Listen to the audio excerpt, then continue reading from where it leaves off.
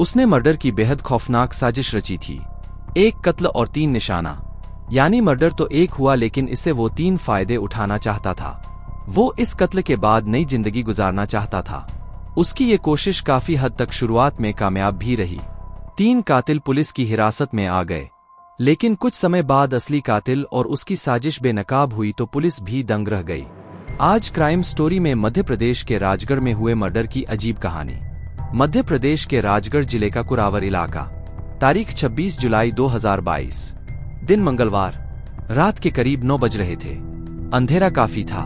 पति पत्नी बाइक से कहीं जा रहे थे। अचानक उस बाइक में कुछ दिक्कत आने लगी। बाइक रुक रुक कर चलने लगी। कुरावर के माना जोड़ सड़क के किनारे पति ने बाइक रोक दी।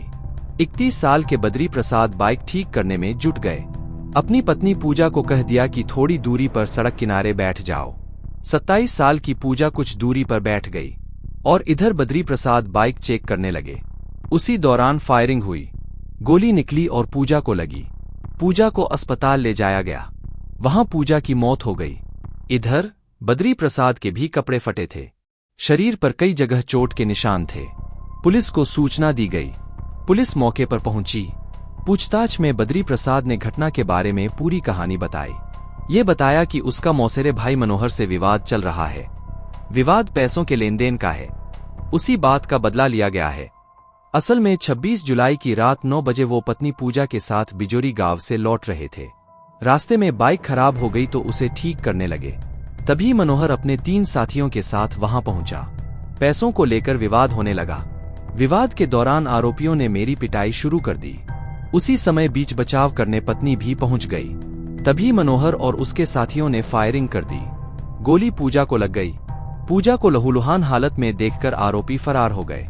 फिर बाद में अस्पताल में पूजा ने दम तोड़ दिया। इस समय तक तो मामला बेहद सीधा और सपाट था। पुलिस ने भी मनोहर समेत 4 लोगों के खिलाफ हत्या की रिपोर्ट दर्ज की। जांच शुरू की। फिर पुलिस ने 2 आरोपियों को हिरासत में ले लिया। अब पुलिस ने जब मनोहर से पूछताछ की तो उसने पैसों के लेन देन के विवाद की बात स्वीकार की, लेकिन हत्या की घटना से इनकार कर दिया।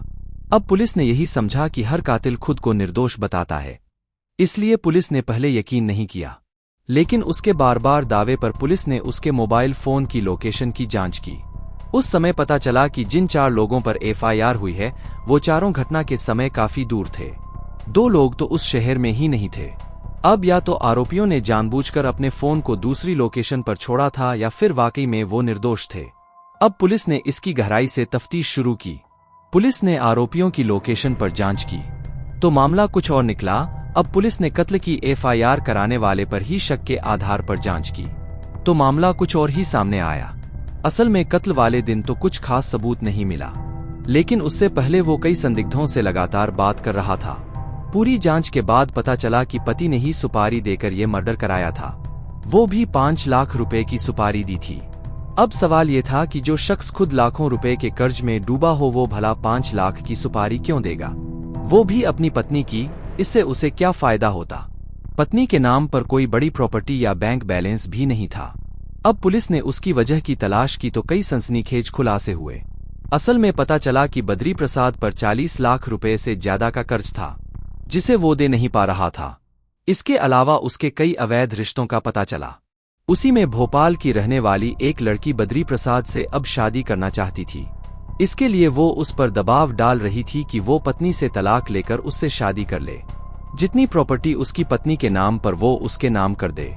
अगर वो ऐसा नहीं करेगा तो असलियत पूरे समाज के सामने ले आएगी।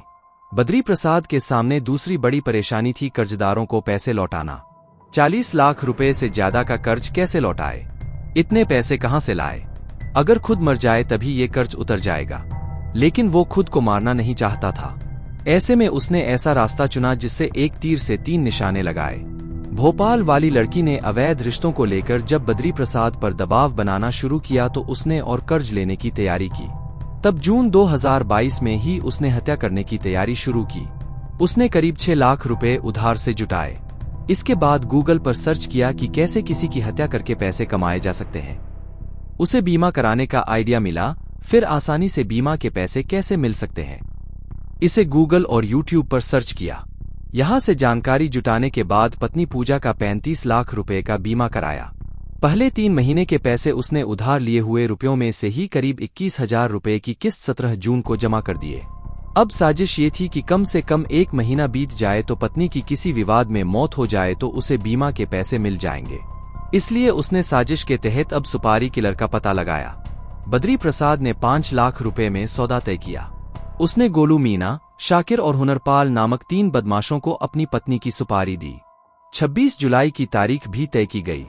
इसके लिए घटना से कुछ दिन पहले ही इन्होंने आपस में बात की। हत्या की तारीख के साथ समय और जगह भी तय कर लिया।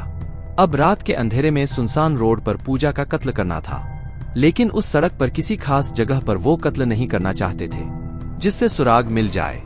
इसलिए तय हुआ कि बदमाश जिस बाइक से आएंगे उसे सड़क किनारे खड़ी छोड़ देंगे, लेकिन उसका इंडिकेटर ऑन कर देंगे। समय लगभग रात के 9 बजे का होगा। बस उसी इंडिकेटर को देखकर बद्री प्रसाद कोई बहाना बनाकर अपनी बाइक रोक देगा। और 26 जुलाई 2022 की रात में हुआ भी ऐसा ही। बद्री प्रसाद अपनी पत्नी के साथ आ रहा था और इंडिकेटर को दूर से देखकर ही बाइक में अचानक गड़बड़ी होने की बात करने लगा। इसके बाद बदमाशों की बाइक से थोड़ी दूरी पर ही अपनी बाइक रोकी, जिसके बाद पूजा की गोली मारकर हत्या कर दी गई थी।